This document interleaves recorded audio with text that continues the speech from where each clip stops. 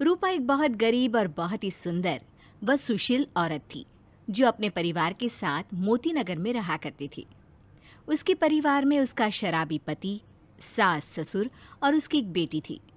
रूपा फल बेचने का काम करती थी जिससे उसके परिवार को 2 वक्त का खाना नसीब होता था। रूपा सुबह से शाम तक फल फ्रूट बेचा करती थी। एक दिन रूपा अपने पति संदीप से कहती है, अजी, आप शराब पीकर यहाँ वहाँ घूमते रहते हो, कभी कुछ काम धंधा भी कर लिया करो। अच्छा, तो बहुत जुबान चलने लगी है तेरी। 4 पैसे के कमाने लगी तो मुझसे जुबान चलाएगी। अजी, आपसे तो बात करना ही बेकार है। रूपा अपने फलों का टोकरा उठाती है और फल बेचने के लिए चली जाती है। ले लो बढ़िया ताजे ताजे फल ले लो, मिठाई से भी मीठे रस भरे फल ले लो। रूपा की आवाज सुनकर 2 औरतें फल खरीदने के लिए आ जाती है और हंसती हुई रूपा से कहती है, अरे रूपा, 1 किलो सेब तो देना, पर सेब भी उतने ही मीठे होने चाहिए जितनी मीठी तुम्हारी आवाज है। क्यों, ठीक कहा ना मैंने? अरे मेम साहब, फल मीठे भी है और बिल्कुल फ्रेश भी है। आप खाओगी तो मुझे जरूर याद करोगी। सच में रूपा, तुम्हारी तो बातें भी बड़ी मजेदार है। ये कहकर औरतें फल खरीदकर वहां से चली जाती है। रूपा भी अपना फलों का टोकरा उठाती है और आगे फल बेचने चल देती है। तभी रूपा को वहां एक बूढ़ा आदमी दिखाई देता है। अरे ओ काका, ये क्या हालत बना रखी है अपनी? रोजाना फल फ्रूट खाया करो जिससे शरीर एकदम टनाटन रहेगा। अरे बिटिया, बात तो बिल्कुल सही कही तुमने।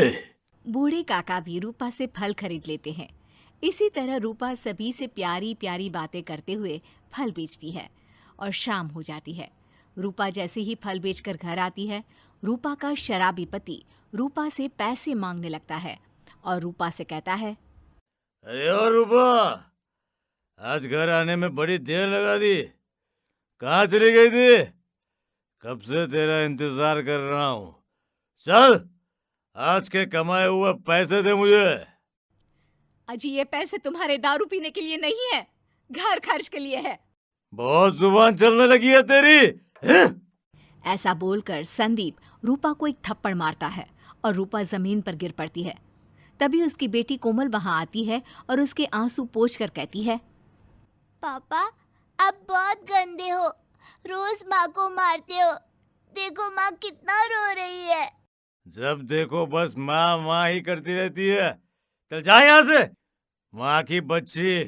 संदीप रूपा से पैसे छीन लेता है और वहां से चला जाता है। रूपा रोते हुए कहती है, हे भगवान, ये कैसा पति मिला है मुझे, न जाने कब सुधरेगा ये आदमी। अगले दिन रूपा रोज की तरह फल बेचने के लिए जाती है। फल ले लो फल, मीठे मीठे ताजे ताजे फल। तभी रूपा के पड़ोस में रहने वाला उसका पड़ोसी रूपा का पीछा करने लगता है। पड़ोसी को पीछा करते देख रूपा उससे पूछती है, अरे ओ भैया, क्या बात है, कब से मेरा पीछा किए जा रहे हो? पड़ोसी रूपा को अकेला देख उसे छेड़ने लगता है और रूपा से कहता है, अरे रूपा रानी, तेरा ये सुंदर रूप देखकर मैं तो क्या, कोई भी तेरा पीछा करने लगेगा। और तेरे फलों की मिठास से मीठी वो तो तेरी बोली है, जिसे सुनते ही मैं तो तेरा दीवाना हो गया। पड़ोसी की ऐसी बातें सुनकर रूपा बहुत डर जाती है और अपना फलों का टोकरा लेकर सीधे अपने घर भाग जाती है। रूपा को डरा हुआ देख रूपा की सास रूपा से पूछती है, अरे रूपा, आज बहुत जल्दी घर आ गई, और ये क्या, टोकरे में तो फल अभी भी बचे पड़े हैं, और इतनी घबराई हुई क्यों है? कुछ हुआ है क्या? नहीं नहीं माँ जी, कुछ नहीं हुआ, सब ठीक है। तभी रूपा का पति संदीप शराब पीकर घर आता है और उससे कहता है, अरे यार रूपा, चल पैसे निकाल, जितने भी तेरे पास है सबके सब चाहिए मुझे, निकाल। रूपा पैसे देने से मना कर देती है, जिससे संदीप को बहुत गुस्सा आता है और वो गुस्से से उसे पीटने लगता है। तभी संदीप की माँ अपनी चप्पल हाथ में लेती है और अपने बेटे संदीप को पीटने लगती है और उससे कहती है, अरे नाश पीटे, खुद तो कुछ करता नहीं, बस आए दिन बेचारी रूपा को मारता पीटता रहता है। अरे बेचारी सुबह से शाम तक फल बेचती है, फल बेचकर जो पैसे मिलते हैं उससे घर का खर्च निकालती है। उसकी मेहनत की वजह से हमें 2 वक्त का खाना नसीब होता है, और तू है कि उसे ही मारता पीटता है, उसके कमाए हुए पैसे तक उससे छीन लेता है। अरे अब बुढ़िया, इसकी तरह तेरी भी जुबान चलने लगे हैं? माँ जी, इन्होंने बहुत ज्यादा पी हुई है, आप इनके मुंह न लगो। अगले दिन फिर से रूपा अपना फलों का टोकरा लेकर फल बेचने के लिए चल देती है। ले लो जी ले लो, ताजे मीठे फल ले लो। वो थोड़ी दूर पहुंचती है कि तभी वही पड़ोसी वहां आ जाता है। उसे देखकर रूपा बहुत डर जाती है। अरे ये रूपा, जरा मुझे भी तो अपने ताजे ताजे मीठे मीठे फल देती जा। तू सुबह से शाम तक फल बेचती है और तेरा शराबी पति कुछ काम धंधा तो करता है नहीं, बस शराब पीकर यहाँ वहाँ पड़ा रहता है। इसलिए तो मैं तुझसे बोलता हूँ कि अपने शराबी पति को छोड़कर चल मेरे साथ, तुझे मैं अपनी रानी बना के रखूंगा, रानी। मेरा पति जैसा भी है, पर कम से कम तुझ जैसा तो नहीं है, जो औरतों को अकेला देखकर उन्हें छेड़ता है, उनके साथ बदतमीजी करता है। रूपा का पति संदीप दूर खड़े ये सब देख रहा होता है और रूपा की बातें सुनकर उसे अपने ऊपर बहुत शर्मिंदगी महसूस होती है।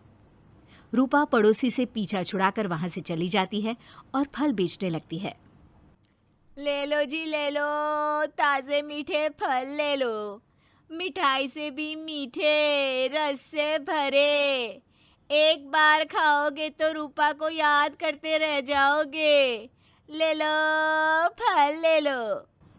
तभी रूपा की सुरीली आवाज सुनकर एक औरत घर से बाहर निकल कर आती है और रूपा को आवाज लगाती है और उससे फल खरीदने लगती है। रूपा, तुम बातें तो बहुत प्यारी करती हो और तुम्हारे फल भी एकदम फ्रेश और बढ़िया है। अब से तुम रोज मेरे घर फल दे जाया करना। वो औरत रूपा से उसके सारे फल खरीद लेती है और अच्छे दाम भी देती है, जिसे देखकर रूपा बहुत खुश हो जाती है। वो मिठाई लेकर घर जाती है और अपनी बेटी से कहती है, आज मैं अपनी प्यारी बेटी के लिए मिठाई लाई हूँ, देख बेटा। रूपा अपनी सास को भी मिठाई देती है और कहती है, माँ जी, आज तो बहुत अच्छी कमाई हुई है, इसलिए मैंने सोचा क्यों ना सबके लिए मिठाई ले जाऊं। अरे अब भगवान करे रोज तुम्हारी ऐसी ही बढ़िया कमाई हो बेटा। फिर वो अपने पति संदीप के पास जाती है और कहती है, अजी आप भी मिठाई खाइए ना, आज मुझे मेरे फलों के 2 गुने दाम मिले हैं और आप देखना, मैं रोज ऐसे ही मन लगाकर फल बेचूंगी, जिससे हमारी ये गरीबी दूर हो जाए। संदीप रूपा के आगे हाथ जोड़ने लगता है और उससे माफी मांगता है। रूपा, तुम फल बेचने जाती हो और रास्ते में तुम्हें जाने क्या क्या सहना पड़ता है। लोग तुम्हें अकेला देखकर तुम्हारा पीछा करते हैं, तुम्हें छेड़ते हैं और मेरे बारे में जाने क्या क्या बोलते रहते हैं। इन सब के बावजूद तुमने मेरा साथ दिया और मैंने तुम्हें बुरा भला बोला, तुम्हें मारा पीटा। इसलिए अगर हो सके तो मुझे माफ कर देना। अब से मैं कभी भी शराब नहीं पीऊंगा और कभी तुम्हारे साथ बुरा व्यवहार भी नहीं करूंगा। तुम बस एक बार मुझे माफ कर दो। संदीप की बात सुनकर रूपा का मन पसीज जाता है। अगले ही दिन से संदीप भी रूपा के साथ फल बेचने लगता है। दोनों पूरी लगन से फल बेचने का काम करते हैं।